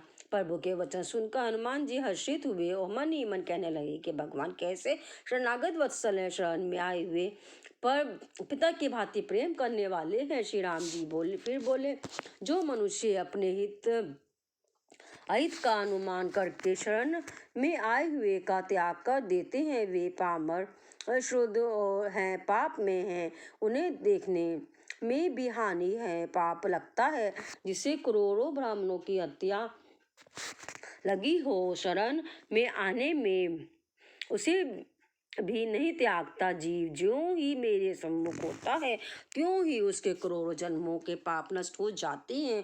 पापी का यही स्वभाव होता है कि मेरा भजन उसे कभी नहीं सुहाता। यदि वह रावण का भाई निश्चय ही दुष्ट हृदय का होता तो क्या वह मेरे सम्मुख आ सकता था। जो मनुष्य निर्मल मन का होता है वह मुझे पाता है। जो मनुष्य मुझे कपटोच्छल छिद्र नहीं सुहाते। यदि उसे रावण ने भेद लेने ही को भेजा है, तब भी ये सुग्रीव अपने को कुछ भी भय या हानि नहीं है, क्योंकि हे सके जगत में जितने भी राक्षस है, लक्ष्मण क्षण भर में उन सबको मार सकते हैं। और यदि वे भयभीत होकर मेरी शरण आया है तो मैं उसे प्राणों की तरह रखूंगा। कृपा के धाम श्री रामचंद्र जी ने हंस कर कहा, दोनों ही स्थितियों में उसे ले आओ। तब अंगद और हनुमान जी सहित सुग्रीव की कृपालु श्री रामचंद्र जी की जय हो कहते हुए चले। विभीषण जी को आदर सहित आगे करके वानर फिर वहां चले जहाँ करुणा के दान श्री रघुनाथ जी थे। नेत्रों को दान देने वाले अत्यंत सुखद दोनों भाइयों को का विभीषण जी ने दूर ही से देखा। फिर शोभा के धाम श्री रामचंद्र जी को देख कर वे पलक मारना रोक कर ठिठक कर होकर एक टक देखते ही रह गए। भगवान की विशाल भुजाएं हैं, लाल कमल के समान नेत्र है और शरणागत के भय का नाश करने वाले सांवला शरीर है। सिंह से कंधे हैं, विशाल वक्षस्थल, चौड़ी छाती, अत्यंत शोभा दे रहा है, असंख्य कामदेवों के मन को मोहित करने वाला मुख है। भगवान के स्वरूप को देखकर विभीषण जी के नेत्रों में प्रेमाश्रु का जल भर आया और शरीर अत्यंत पुलकित हो गया। फिर मन में धीरज धरकर उन्होंने कोमल वचन कहे, नाथ, मैं दशमुख रावण का भाई हूँ। हे देवताओं के रक्षक, मेरा जन्म राक्षस कुल में हुआ है। मैं तामसी शरीर है, स्वभाव से ही मुझे पाप प्रिय है। जैसे उल्लू को अंधकार पर सहज स्नेह होता है, मैं कानों से आपका सुयश सुनकर आया हूँ कि प्रभु भव जन्म मरण के भय का नाश करने वाले हैं। हे दुखियों के दुखों को दूर करने वाले और शरणागत को सुख देने वाले श्री रघुवीर, मेरी रक्षा कीजिए, रक्षा कीजिए। प्रभु ने उन्हें ऐसा कहकर दंडवत करते देखा तो वे अत्यंत हर्षित होकर तुरंत उठे। विभीषण जी के दीन वचन सुनने पर प्रभु के मन को बहुत ही भाए। उन्होंने अपनी विशाल भुजाओं से पकड़कर उनको हृदय से लगा लिया। छोटे भाई लक्ष्मण जी सहित गले मिलकर उनको अपने पास बैठाकर श्री राम जी भक्तों के भय को हरने वाले वचन बोले, हे लंकेश, परिवार सहित अपनी कुशल कह, तुम्हारा निवास बुरी जगह पर है, दिन रात दुष्टों के मंडली में बसते हो। ऐसी दशा में हे सखे, तुम्हारा धर्म किस प्रकार निभता है। मैं तुम्हारी सब रीति आचार व्यवहार जानता हूँ, तुम अत्यंत नीति निपुण हो, तुम्हें अनीति नहीं सुहाती है। तात नरक में रहना वर अच्छा है, परंतु विधाता दुष्ट का संग कभी न दे। विभीषण जी ने कहा, हे रघुनाथ जी, अब आपके चरणों का दर्शन कर कुशल से हो। जो आपने अपना सेवक जानकर मुझ पर दया की, तब तक जीवन की कुशल नहीं और ना सवपन में भी उसके मन को शांति है, जब तक वह शोक के घर काम विषय कामना को छोड़कर श्री राम जी को नहीं जा बसता। लाभ मोह मत्सर डाह मद और मान आदि अनेकों दुष्ट तभी तक हृदय में बसते हैं जब तक कि धनुष बाण और कमर में तरकस धारण किए वे श्री रघुनाथ जी हृदय में नहीं बसते।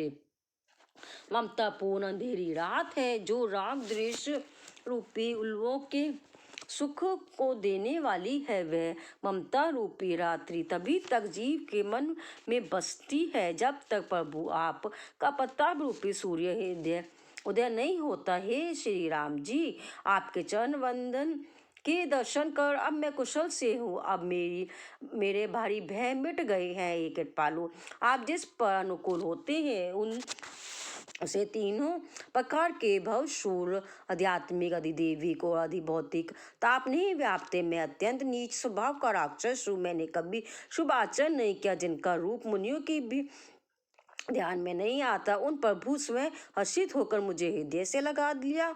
हे कृपा और सुख के पुंज श्री राम जी, मेरा अत्यंत असीम सौभाग्य है जो मैंने ब्रह्मा और शिव जी के द्वारा सेवित युगल चरण कमलों को अपने नेत्रों से देखा। श्री राम जी ने कहा, हे सखा सुनो, मैं तुम्हें अपना स्वभाव कहता हूँ जिसे काकुंड शिव जी को पार्वती जी भी जानती हैं। कोई मनुष्य संपूर्ण जड़ चेतन जगत का द्रोही हो और यदि वह भयभीत होकर मेरी शरण ताक कर आ जाए और मद मोह तथा नाना प्रकार के छल कपट त्याग दे तो मैं उसे बहुत ही शीघ्र साधु के समान कर देता हूँ। माता पिता भाई पुत्र स्त्री शरीर धन और घर मित्र और परिवार इन सबके ममता रूपी को बटोर कर और उन सब की एक डोरी बट कर उसके द्वारा जो अपने मन को मेरे चरणों में बांध देता है सारे संसारिक शब्दों का केंद्र मुझे बना लेता है। जो समदर्शी है, जिसे कुछ इच्छा नहीं है, जिसके मन में हर्ष शोक और भय नहीं है, ऐसा सज्जन मेरे हृदय में कैसे बसता है। जैसे लोभी के हृदय में धन बसा रहता करता है। तुम सरीखे संत ही मुझे प्रिय है। मैं और किसी के निहारे से के त्याग वक्ष देह धारण नहीं करता। मैं जो सगुण साकार भगवान के उपासक हैं, दूसरे के हित में लगे रहते हैं, नीतियों नियमों में दृढ़ है, उन्हें जिन्हें ब्राह्मणों के चरणों में प्रेम है, वे मनुष्य मेरे प्राणों के समान है। हे लंकापति, सुनो, तुम्हारे अंदर उपयुक्त सब गुण है, इससे तुम मुझे अत्यंत प्रिय हो। श्री राम जी के वचन सुनकर सब वानरों के समय कहने लगे, कृपा के समुद्र श्री राम जी की जय हो। प्रभु की वाणी सुनते ही उसे कानों के लिए अमृत जानकर विभीषण जी गाते नहीं है। वे कई बार श्री रामचंद्र जी के चरण कमलों को पकड़ते हैं। अपार प्रेम है, हृदय में समाता नहीं है। विभीषण जी ने कहा, हे देव, हे चराचर के स्वामी, हे शरणागत के रक्षक, हे सबके हृदय के भीतर की जानने वाले, सुनिए, मेरे हृदय में पहले कुछ वासना नहीं थी। वह प्रभु के चरणों के पति रूपी नदी में भाग गई। अब तो हे कृपालु शिव जी के मन को सदैव प्रिय कर लगने वाले अपनी पवित्र भक्ति मुझे दीजिए। मस्तु ऐसा ही हो कहकर रघुवीर प्रभु श्री राम जी ने तुरंत ही उस समुद्र का जल मांगा और कहा, हे सखा, यदि तुम्हारी इच्छा नहीं है पर जगत में मेरा दर्शन अमोघ है, वह निष्फल नहीं चाहता। ऐसा कहकर श्री राम जी ने उनको राज तिलक कर दिया। आकाश से पुष्पों की अपार वर्षा हुई। श्री राम जी ने रावण के क्रोध रूपी अग्नि में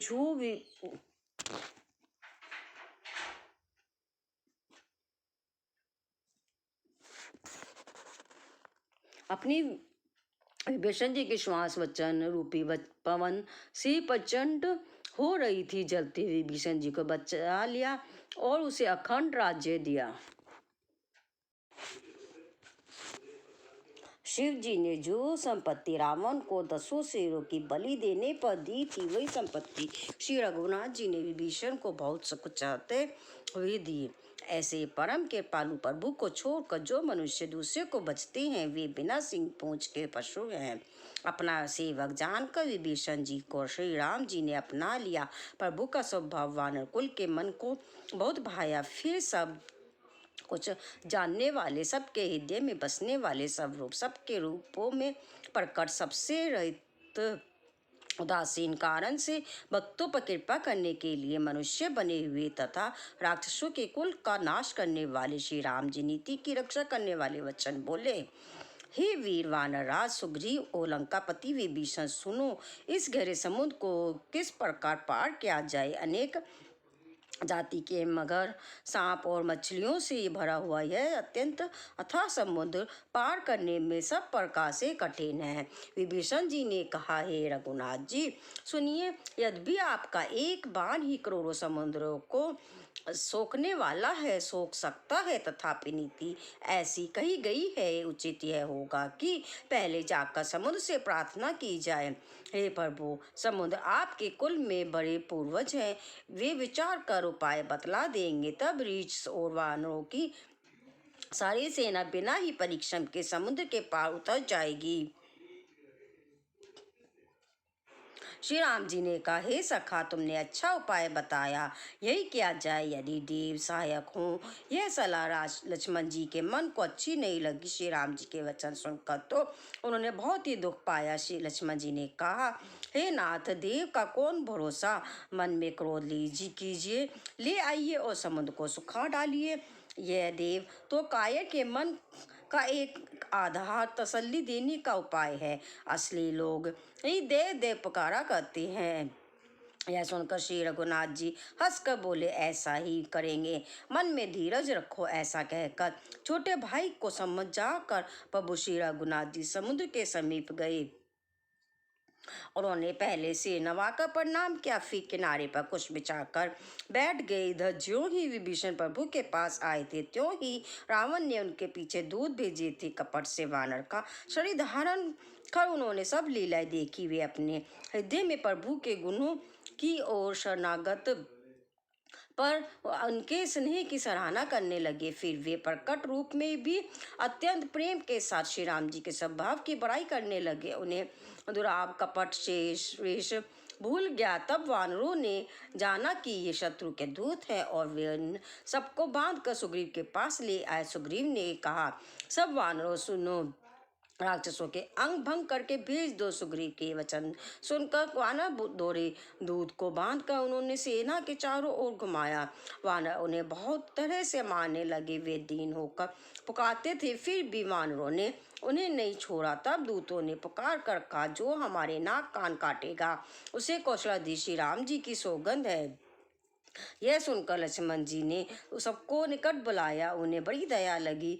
इससे हंसकर उन्होंने राक्षसों को तुरंत ही छुड़ा दिया और उनसे कहा, रावण के हाथ में यह चिट्ठी देना और कहना, एक कुल घातक लक्ष्मण के शब्द और संदेशे को बांचो। फिर उस मुख से जबानी है मेरा आदर कृपा से भरा हुआ संदेश कहना कि सीता जी को देखकर उनसे श्री राम जी से मिलो, नहीं तो तुम्हारा काल आ गया समझो। लक्ष्मण जी के चरणों में मस्तक नवाकर श्री राम जी के गुणों की कथा का वर्णन करते हुए तुरंत ही चल दिए। श्री राम जी का ऐसा कहते हुए वे लंका में आए और उन्होंने रावण के चरणों में से नवाए। 10 मुख रावण ने हंसकर बात कही और शुक अपनी कुशल क्यों नहीं कहता।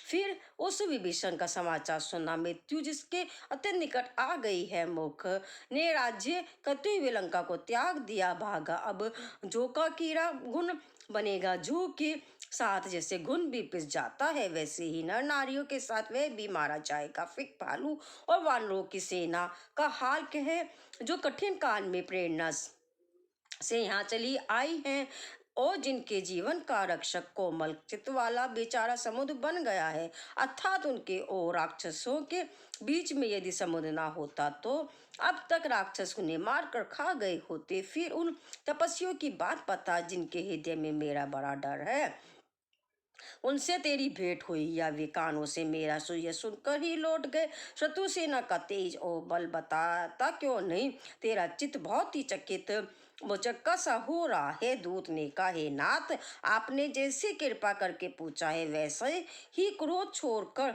मेरा कहना मानिए, मेरी बात पर विश्वास कीजिए। जब आपका छोटा भाई श्री राम जी से जाकर मिला, तब उसके पहुंचते ही श्री राम जी ने उसको राजतिलक कर दिया। हम रावण के दूत हैं, यह कानों से सुनकर वानरों ने हमें बांध कर बहुत कष्ट दिए, यहाँ तक कि वे हमारे नाक कान काटने लगे। श्री राम जी की शपथ दिलाने पर कहीं उन्होंने हमको छोड़ा। हे नाथ, आपने श्री राम जी की सेना पूछी, सो वह तो 100 करोड़ मुखों से भी वर्णन नहीं की जा सकती। अनेकों रंगों के भालू और वानरों की सेना है, जो भयंकर मुख वाले, विशाल शरीर वाले और भयानक हैं। जिसने नगर को जलाया और आपके पुत्र अक्षय कुमार को मारा, उसका बल तो सब वानरों में थोड़ा है। असंख्य नामों वाले बड़े ही कठोर और भयंकर योद्धा है, उनमें असंख्य हाथियों का बल है और वे बड़े ही विशाल हैं। द्विविध मयंद नील नल अंगद गद विकाटसय दधिमुख केसरी निषद छट और जामद, ये सभी बल की राशि है। ये सब वानर बल में सुग्रीव के समान है और इनके जैसे एक दो नहीं करोड़ों हैं। उन बहुत सौ को गिन ही कौन सकता है। श्री राम जी की कृपा से उनमें अतुलनीय बल है। वे तीनों लोगों को तृण के समान तुझ समझते हैं। हे दशग्रीव, मैंने कानों से सुना है कि 18 पद तो अकेले वानरों के सेनापति हैं। हे नाथ, उस सेना में ऐसा कोई वानर नहीं है जो आपको रण में ना जीत सके। सबके सब अत्यंत क्रोध से हाथ मिचते हैं, पर श्री रघुनाथ जी उन्हें आज्ञा नहीं देते। हम मछलियों और सांपों सहित समुद्र को सोख लेंगे, नहीं तो बड़े बड़े पर्वतों से उसे भर कर पूर पाट देंगे और रावण को मसल कर धूल में मिला देंगे। सब वानर ऐसे ही वचन कह रहे हैं, सब सहज ही निडर हैं। इस प्रकार गरजते और डपटते हैं, मानो लंका को निगल ही जाना चाहती हैं। सब वानर भालू सहज ही शूरवीर है, फिर उनके सिर पर प्रभु सर्वेश्वर श्री राम जी हैं। रावण वे संग्राम में करोड़ों कालों को जीत सकते हैं। श्री रामचंद्र जी के तेज सामर्थ्य, बल और बुद्धि की अधिकता को लाखों शेष जी भी नहीं गा सकते। वे एक ही बाण से सैकड़ों समुद्रों को सोख सकते हैं, परंतु नीति निपुण श्री राम जी ने नीति की रक्षा के लिए आपके भाई से उपाय पूछा। आपके भाई के वचन सुनकर वे श्री राम जी इस समुद्र से राह मांग रहे हैं। उनके मन में कृपा भरी है, इसीलिए वे उसे सोखते नहीं। दूत के ये वचन सुनते ही रावण खूब हंसा और बोला, जब ऐसी बुद्धि है तभी तो वानरों को सहायक बनाया है। स्वाभाविक ही डरपोक विभीषण के वचनों को पढ़ना मान करके उन्होंने समुद्र से मचलना बाल हटाना और मूर्ख झूठी बड़ाई क्या करता है। बस मैंने शत्रु राम के बल और बुद्धि की था पा ली। जिसके विभीषण जैसा डरपोक मंत्री हो, उसे जगत में विजय और विभूति ऐश्वर्य कहाँ। दुष्ट रावण के वचन सुनकर दूत को क्रोध बढ़ गया। उसने मौका समझकर पत्रिका निकाली और कहा, श्री राम जी के छोटे भाई लक्ष्मण जी ने यह पत्रिका दी है। ये नाथ, इसे बचाव कर छाती ठंडी कीजिए। रावण ने हंसकर उसे बाएं हाथ से लिया और मंत्री को बुलाकर वह मूर्ख उसे बचाने लगा। पत्रिका में लिखा था, और अरे मूर्ख, केवल बातों से ही मन को रिझा कर अपने कुल को नष्ट भ्रष्ट ना कर श्री राम जी से विरोध करके तो विष्णु ब्रह्मा और महेश की शरण जाने पर भी नहीं बचेगा। यह तो अभिमान छोड़कर अपने छोटे भाई विभीषण की भांति प्रभु के चरण कमलों का भ्रमण बन जा, अथवा रे दुष्ट श्री राम जी के बाण रूपी अग्नि से परिवार सहित पतंगा हो जा। दोनों में से जो अच्छा लगे सो कर। पत्रिका को सुनते ही रावण मन में भयभीत हो गया, परंतु मुख से ऊपर से मुस्कुराता हुआ वह सबको सुनाकर कहने लगा, जैसा कोई पृथ्वी पर पड़ा वह हाथ में से आकाश को पकड़ने की चेष्टा करता हो, वैसे ही वह यह छोटा तपस्वी लक्ष्मण वाग विलास करता है, डिंग हाँकता है। सूतदूत ने कहा, हे नाथ, अभिमानी स्वभाव को छोड़कर इस पत्र में लिखी सब बातों को सत्य समझिए। क्रोध छोड़कर मेरा वचन सुनिए। हे नाथ, श्री राम जी से वह त्याग दीजिए। यद्यपि श्री रघुवीर समस्त लोगों के स्वामी है, पर उनका स्वभाव अत्यंत ही कोमल है। मिलते ही प्रभु आप पर कृपा करेंगे और आप एक भी अपराध वे हृदय में नहीं रखेंगे। जानकी जी इस श्री रघुनाथ जी को दे दीजिए। हे प्रभु, इतना कहना मेरा कीजिए। जब उस दूत ने जानकी जी को देने के लिए कहा, तब दुष्ट रावण ने उसका लात मारी। वह भी विभीषण की भांति चरणों में से नवाकर वहीं चला जहाँ कृपा सागर श्री रघुनाथ जी थे।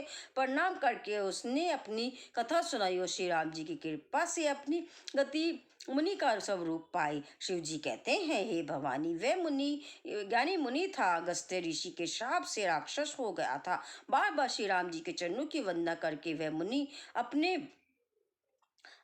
आश्रम को चला गया। इधर 3 दिन बीत गए, किंतु जर समुद्र विनय नहीं मानता। तब श्री रामचंद्र जी क्रोध सहित बोले, बिना भय की प्रीति नहीं होती। हे लक्ष्मण, धनुष बाण लाओ, मैं अग्नि बाण से समुद्र को सोख डालूं। मुख से विनय कुटिल के साथ प्रीति स्वाभाविक ही कंजूस से सुंदर नीति उदारता का उपदेश, ममता में फंसे हुए मनुष्य ज्ञान की कथा, अत्यंत लोभी से वैराग्य वर्णन, क्रोध से श्रम शांति की बात और कामी से भगवान की कथा, उनका वैसा ही फल होता है जैसे उसर में बीज बोने से होता है। अर्थात उसर में बीज बोने की बात ही है, सब व्यर्थ होता जाता है। ऐसा कहकर श्री रघुनाथ जी ने धनुष चढ़ाया। यह बात मत लक्ष्मण जी को मन को बहुत अच्छा लगा। प्रभु ने भयानक अग्नि बाण संधान किया, जिससे समुद्र के हृदय में के अंदर अग्नि की ज्वाला उठी। मगर सांप तथा मछलियों के समूह व्याकुल हो गए। जब समुद्र ने जीवों को जलते जाना, तब सोने के थाल में अनेक मणियों रत्नों को भर कर अभिमान छोड़कर वह ब्राह्मण के रूप में आया।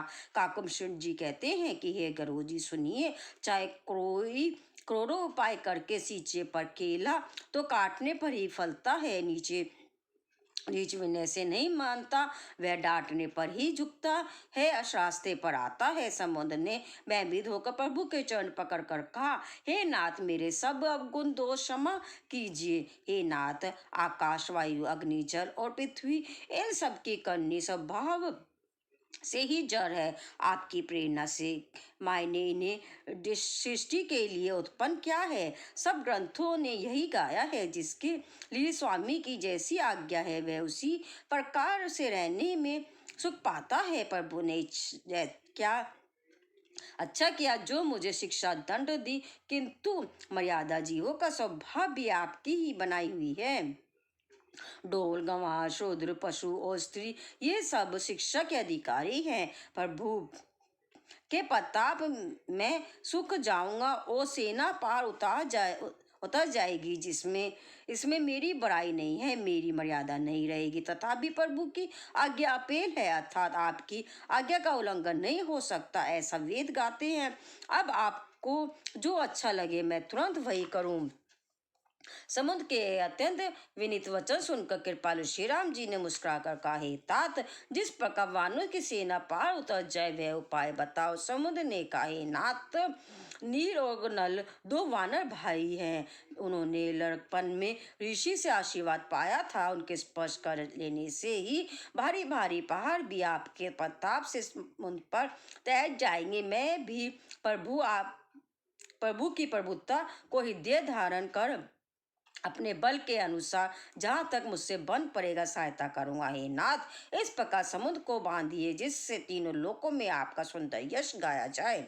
इस बांध से मेरे उत्तर तट पर रहने वाले पाप के राशि दुष्ट मनुष्यों का वध कीजिए। कृपालु और रणधीर श्री राम जी ने समुद्र के मन की बात पीड़ा सुनकर उसे तुरंत ही हर लिया, अर्थात बाण से उन दुष्टों का वध कर दिया। श्री राम जी का भारी बल और पौरुष देखकर समुद्र हर्षित होकर सुखी हो गया। उसने उन दुष्टों का सारा चरित्र प्रभु को कह सुनाया। फिर चरणों की वंदना करके समुद्र चला गया। समुद्र अपने घर चला गया। श्री रघुनाथ जी को यह मत उसकी सलाह अच्छा लगा। यह चरित्र कलयुग के पापों को हरने वाला है। इसे तुलसीदास जी ने अपनी बुद्धि के अनुसार गाया है। श्री रघुनाथ जी के गुण समय सुख के धाम, संधि का नाश करने वाले और विषाद दमन करने वाले हैं। अरे मूर्ख मन, तू संसार का सब आशा भरोसा त्याग कर निरंतर इन्हें गाओ सुन। श्री रघुनाथ जी का गुणगान संपूर्ण सुंदर मंगलों का देने वाला है। जो इसे आदर सहित सुनेंगे वे बिना किसी सहज अन्य साधन के ही भव सागर तर जाएंगे। सुंदरकांड समाप्त। जय श्री राम, जय श्री हनुमान। हनुमान बजरंग बली की जय हो।